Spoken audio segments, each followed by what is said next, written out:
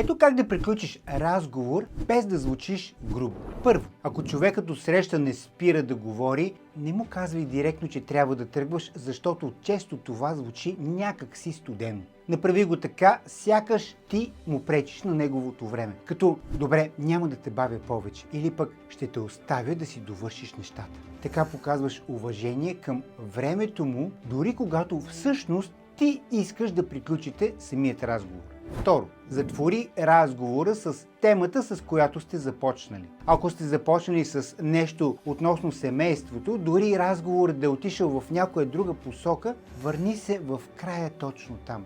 Радвам се, че всичко у вас е наред. Надявам се скоро да се видим отново.